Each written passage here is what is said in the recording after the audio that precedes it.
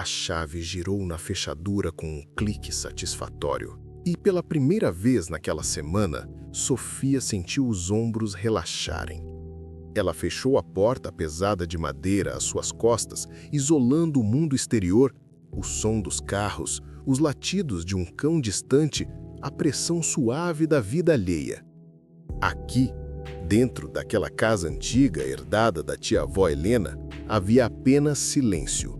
Um silêncio que ela, após meses do término conturbado com André, havia aprendido a venerar. A casa não era grande, mas era sólida. O assoalho de tábuas largas rangia sob seus pés com uma cadência familiar, e o cheiro de cera e livros velhos impregnaram o ar como um perfume discreto. Sofia deixou a bolsa sobre a mesa de entrada, ao lado de um vaso com flores do jardim que já murchavam lentamente. Sua rotina era simples: um chá, meia hora de leitura no sofá da sala e, se a coragem permitisse, o esboço de um novo projeto de ilustração. Era uma existência tranquila, um refúgio que ela meticulosamente construía contra o barulho do passado. Naquela noite, porém, o refúgio pareceu diferente. O crepúsculo caiu rápido, enchendo os cantos da sala com sombras alongadas. Envolta num cobertor, Sofia concentrava-se nas linhas do seu livro, mas sua mente vagava. A solidão, outrora uma companheira silenciosa, parecia mais densa, quase física. Foi então que o som a fez estacar. Cric, cric. Não era o rangido habitual da madeira se contraindo com o frio da noite. Era distinto, ritmado. Passos, andando com calma no andar de cima. O coração de Sofia acelerou, batendo contra as costelas como um pássaro enjaiolado. Ela prendeu a respiração, os dedos crispados around the book. O som parou. O silêncio que se seguiu foi mais aterrador que os próprios passos. Um silêncio atento que parecia ouvi-la de volta. "É a casa?", sussurrou para si mesma, forçando uma risada baixa e nervosa. Só a casa assentando. Mas a explicação soou vazia. Com movimentos hesitantes, ela se levantou, envolta no cobertor como numa armadura. Pegou um candeeiro pesado da mesa de centro e subiu as escadas, cada degrau rangendo um alerta. Corredor vazio, quartos vazios, a porta do sótão trancada. Nada. De volta à sala, acendeu todas as luzes que pôde. O medo, agudo e irracional, deu lugar a uma vergonha quente. Estava a ficar paranoica? A solidão finalmente a alcançara? Respirou fundo, tentando acalmar o coração. Era só a imaginação, decidiu. Apenas a velha casa e sua mente cansada a pregar-lhe partidas. Ignorou o frio na espinha e o sussurro persistente na sua mente. Os passos soavam deliberados. A noite passou numa vigília tensa. Sofia adormeceu no sofá com as luzes acesas, só ao raiar do dia. Nos dias que se seguiram, os passos tornaram-se uma ocorrência noturna tão previsível quanto o pôr do sol. Às 22h17, Sofia marcava a hora mentalmente. Um relógio interno sintonizado com o terror. O som nunca variava. Começava no corredor de cima, caminhava em direção ao topo das escadas e parava, como se quem quer que fosse observasse de cima. A racionalização inicial deu lugar a um ritual meticuloso. Todas as noites, antes das 22, ela verificava cada tranca, cada janela, com uma precisão militar. Colocava um calço de madeira velho debaixo da porta da frente, uma precaução extra que a fazia sentir-se ligeiramente menos vulnerável. Dormir no quarto tornou-se impensável. A sala de estar, com sua única saída, parecia mais defensável. O sofá transformou-se na sua cama, o candeeiro de mesa na sua arma. A casa, outrora um santuário, tornou-se um campo de batalha silencioso. Cada rangido normal da estrutura agora a fazia saltar. A sua concentração no trabalho feito à mesa da sala dissipava-se assim que a tarde caía, antecipando a hora do medo. Olheiras profundas marcaram-se sob seus olhos, e o silêncio que outrora amava tornou-se pesado, carregado de expectativa. Ela tentou afogar os passos com o som da televisão, mas parecia que os passos se intensificavam, competindo com o volume. Uma vez, teve a coragem de gritar: "Quem está aí?" escada acima. A resposta foi um silêncio imediato e absoluto, tão denso que parecia sufocá-la. Foi pior do que ouvi-los. Era um silêncio que sussurrava que alguém tinha ouvido a sua pergunta e escolhido não responder. A negação teimosa manteve-se. "São apenas ratos no forro. É o cano da água", repetia para si mesma como um mantra. Mas nenhum rato soava tão pesado, tão decididamente Bitted. A verdade, nua e crua, era que algo partilhava a casa com ela. E aos poucos, o medo desse algo tornou-se uma presença mais constante do que a própria sombra. A escalada aconteceu numa terça-feira. Os passos não se limitaram ao seu ritual habitual. Depois da pausa habitual no topo das escadas, Sofia ouviu-os começarem a descer. Cric, cric. Lentos, deliberados. Cada degrau rangia sobre um peso que ela não podia ver. Ela encolheu-se no sofá, puxando o cobertor até o queixo, os olhos fixos na entrada sombria do corredor que levava às escadas. O coração martelava-lhe os ouvidos. Os passos pararam no patamar, e então veio o som que partiu o último fio da sua coragem. Um sussurro. Não era uma palavra discernível, mas um arrastar de sílabas roucas e sibilantes, como folhas secas a serem arrastadas no chão. Era um som íntimo, destinado apenas a ela, carregado de uma intenção que gelou o seu sangue. Um soluço de pânico escapou-lhe. Sem pensar, as mãos trêmulas agarraram o telemóvel da mesa de apoio. A luz do ecrã cegou-a na penumbra. Deslizou pelos contatos, os dedos falhando os toques, até encontrar o nome. Marco. Ele atendeu ao terceiro toque, a voz pesada de sono. Sophie? Está tudo bem? Que horas são? Marco. A sua própria voz saiu como um rangido. Estou ouvindo coisas. Há semanas. Passos. E agora? Um sussurro. Eu ficou em silêncio por um momento. Passos? Sophie, já verificaste a casa? Deve ser a tubagem, aquela casa é muito antiga. Ou então és tu que estás estressada com o trabalho. Eu não estou imaginando. A voz dela quebrou, numa mistura de desespero e frustração. Eu ouço todas as noites. Tá bem, acalma-te, disse Marco, agora mais acordado e com uma voz suavizante.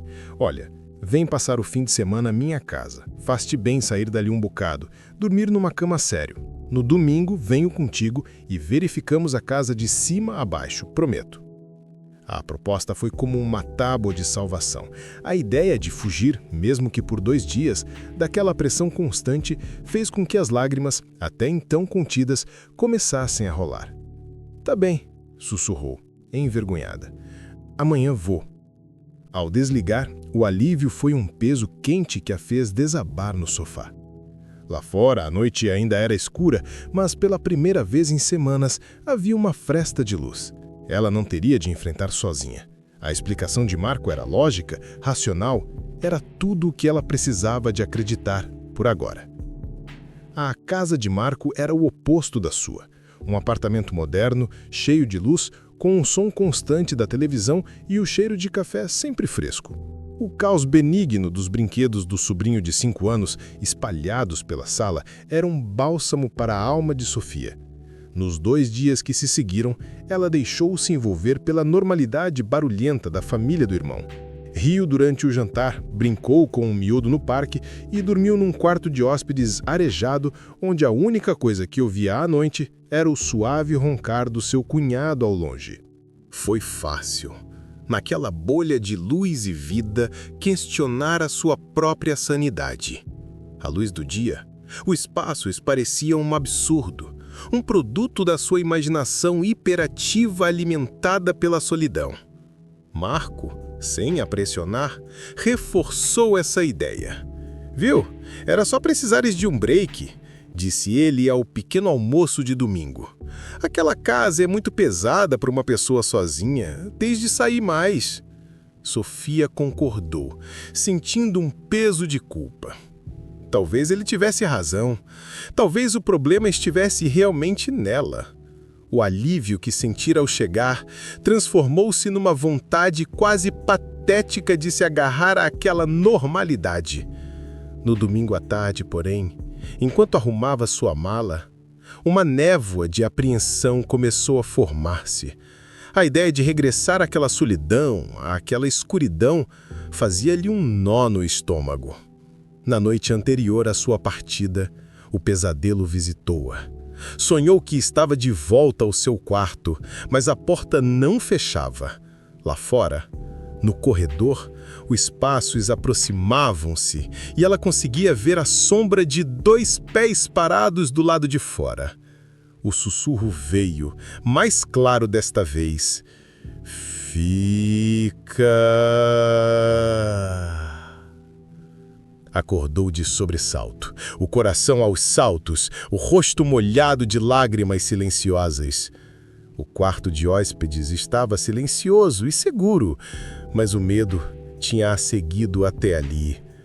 Na manhã seguinte, a caminho de casa, sentada no carro ao lado de Marco, a sua determinação era frágil. Já não se tratava de provar que algo estava errado na casa, mas de provar a si mesma que era forte o suficiente para lá voltar. O refúgio tinha se tornado a fortaleza do inimigo, e ela sabia que a batalha mal tinha começado. O regresso foi mais sombrio do que a partida. Marco ajudou-a a levar as malas para dentro, olhando-a com uma preocupação que Sofia fingiu não ver. «Tens a certeza que estás bem?» perguntou ele, parado à porta, relutante em ir embora. Estou. Preciso de me ambientar outra vez», mentiu ela, forçando um sorriso que sentiu rachar nos cantos da boca. «Obrigada por tudo, Marco». Quando a porta se fechou atrás dele, o silêncio da casa caiu sobre ela como um cobertor pesado e úmido. Tudo estava exatamente como deixara, mas a atmosfera mudara. O ar parecia mais frio, mais denso. A tranquilidade que sentira na casa de Marco evaporou-se, substituída por uma vigilância aguçada. A casa não a recebia de volta. Observava-a. Naquela primeira noite de volta, os passos não esperaram pelas 22h17. Começaram assim que a escuridão se instalou do lado de fora, mais altos e insistentes. Uma raiva surda começou a ferver dentro de Sofia, substituindo o medo paralisante. Ela não ia deixar que isto a consumisse. No dia seguinte, investiu as suas economias em uma câmara de vigilância simples, que instalou a apontar para as escadas. Era uma tentativa desesperada de capturar uma prova, de trazer o fenômeno para o mundo real, onde pudesse ser confrontado. Durante 2 dias, a câmara não mostrou nada além de sombras que dançavam ao sabor das luzes dos carros que passavam na rua. A frustração crescia. Na terceira noite, exausta, adormeceu no sofá. Um ruído mais forte do que o habitual acordou-a. O coração disparou. Olhou para o ecrã do telemóvel, que transmitia a filmagem da câmara. O corredor superior estava vazio, mas então uma forma escura, mais sólida do que uma sombra, mais definida, passou rapidamente pelo campo de visão da objetiva, vinda da direita e desaparecendo à esquerda, em direção ao quarto. Sofia gelou. Não era imaginação, estava ali, no ecrã. Com uma coragem nascida do puro terror, ela pegou no candeeiro e subiu as escadas, os degraus rangendo em protesto. O corredor estava vazio e silencioso. A porta do seu quarto, que ela tinha certeza de ter fechado, estava entreaberta. Aproximou-se, a mão a tremer, e empurrou-a lentamente. A lua, cheia e brilhante lá fora, iluminava o quarto com uma luz fantasmagórica. E foi então que a viu. Encostada à janela, de costas para ela, estava uma figura alta e esguia, pouco mais do que uma mancha de escuridão profunda contra o vidro. Não tinha detalhes, apenas uma silhueta humana que parecia absorver a luz. Sofia soltou um grito abafado e recuou, tropeçando no corredor. A porta do quarto bateu com estrondo. Ela correu escadas abaixo, o coração a saltar-lhe pela garganta, e trancou-se na casa de banho, o lugar mais pequeno e seguro que conseguiu encontrar. Encurralada, encostada à porta fria, ouviu os passos a descer as escadas, lentos e deliberados, e a pararem do lado de fora. A presença estava lá, e agora ela sabia que tinha uma face. A noite passou num piscar de olhos tenso, com Sofia encolhida no chão frio da casa de banho. A presença não tentou arrombar a porta. Os passos apenas permaneceram do lado de fora por um tempo que pareceu uma eternidade antes de se afastarem, regressando ao andar de cima.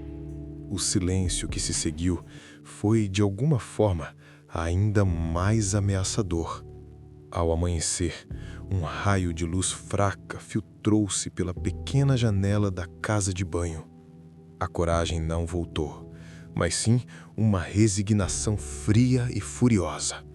Ela não podia continuar assim, uma prisioneira na própria casa. A figura na janela confirmara a sua sanidade, mas ao mesmo tempo lançara-a num abismo de terror muito mais profundo. Precisava de respostas. Precisava de saber o que era aquilo e, mais importante, como livrar-se dele.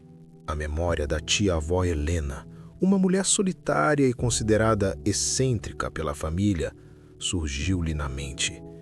Ela também tinha vivido aqui, sozinha, durante décadas. Terá ela passado pelo mesmo? Com um propósito renovado, Sofia saiu da casa de banho. Ignorando o medo que aconselhava fugir, ela subiu as escadas, os olhos fixos na porta do sótão. Era o único lugar que nunca explorara, um território desconhecido. A fechadura estava enferrujada, mas cedeu com um gemido. A escada de abrir desceu com uma nuvem de pó. O ar que desceu do sótão era frio e cheirava a madeira velha e tempo esquecido. Empunhando uma lanterna, Sofia subiu. O sótão era uma caverna de tesouros abandonados. Móveis cobertos por lençóis brancos projetavam sombras estranhas à luz trêmula da lanterna. Havia baús, malas antigas e pilhas de livros. O seu coração acelerou quando a luz revelou uma pequena caixa de cedro colocada em cima de uma secretária. Estava limpa, sem pó, como se tivesse sido deixada ali recentemente. Nela, uma inscrição. HH. Recordações. As mãos a tremer, Sofia abriu a tampa.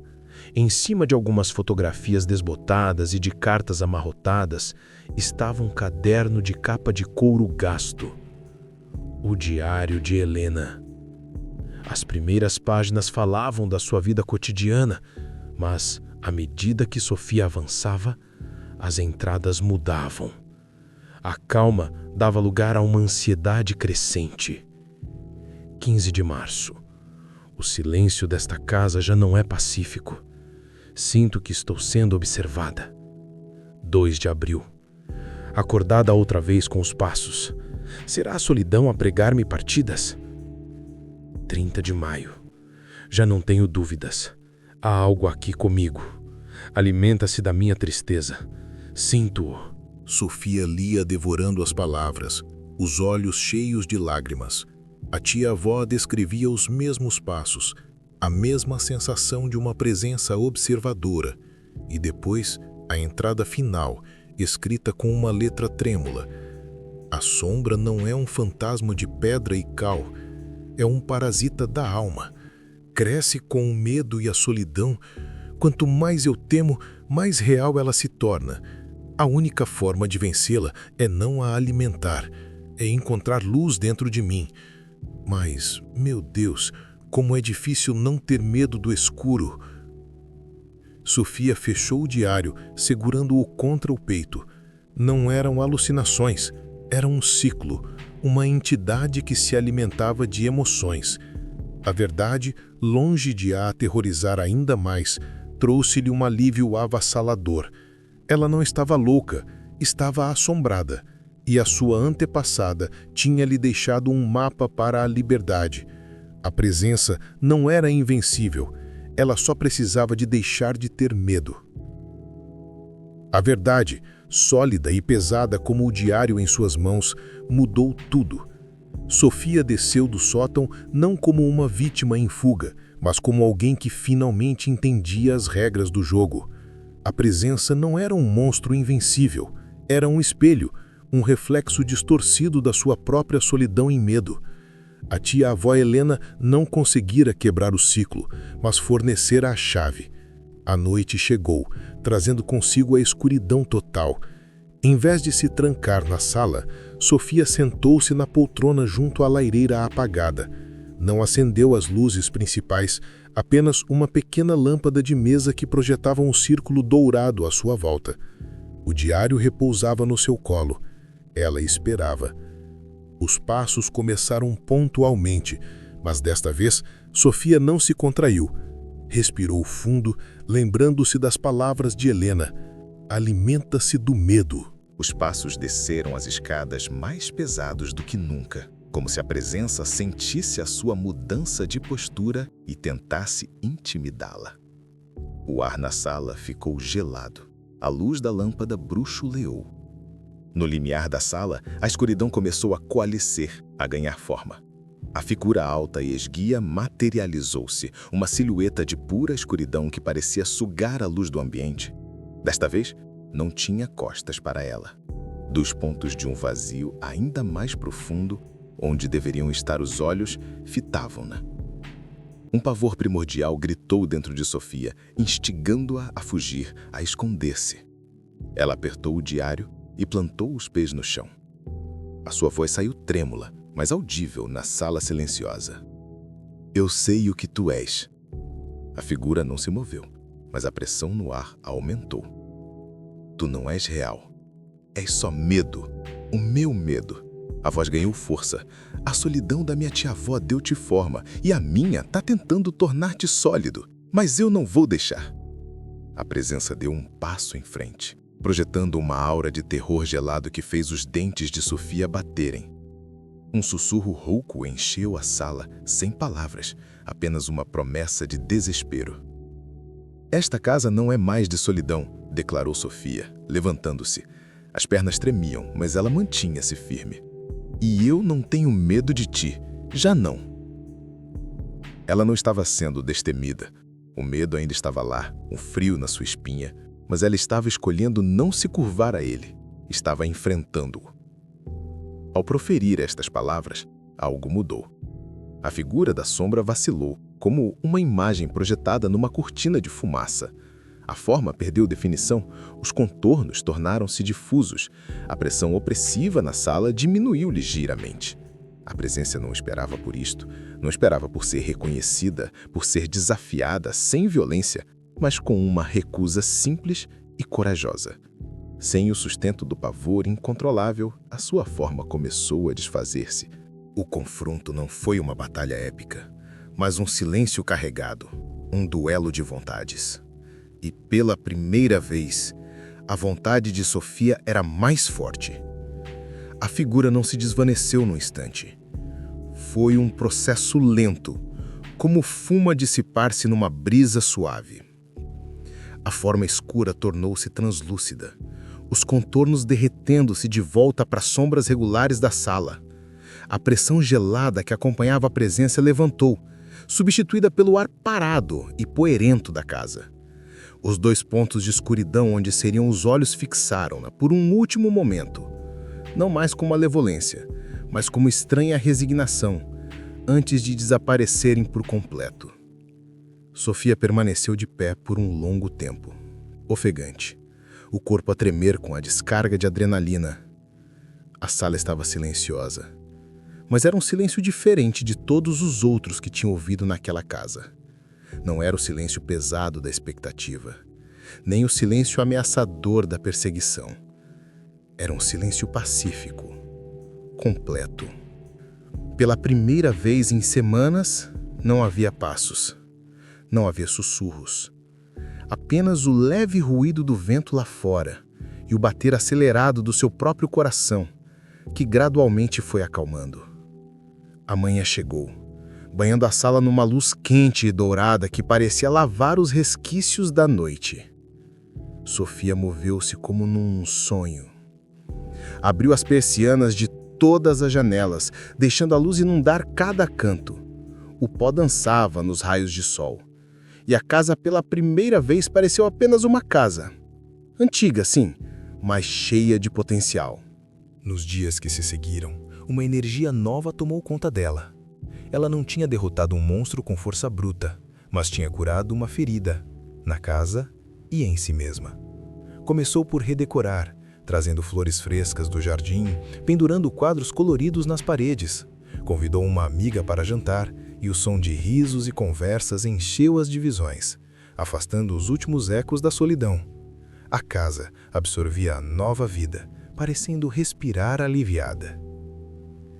Naquela sexta-feira à noite, Sofia sentou-se no mesmo sofá, de sempre, envolta no mesmo cobertor. Um livro repousava no seu colo e uma chávena de chá fumegava na mesa ao lado. Lá fora, a noite estava escura, mas a escuridão já não era assustadora. Era apenas a ausência de luz, um cenário para as estrelas. Ela ficou sentada, à escuta. Não por medo, mas por confirmação. E ouviu. Ouviu o silêncio. Um silêncio profundo, limpo, que sussurrava apenas uma coisa: paz. A presença fora embora e Sofia, finalmente, estava em casa.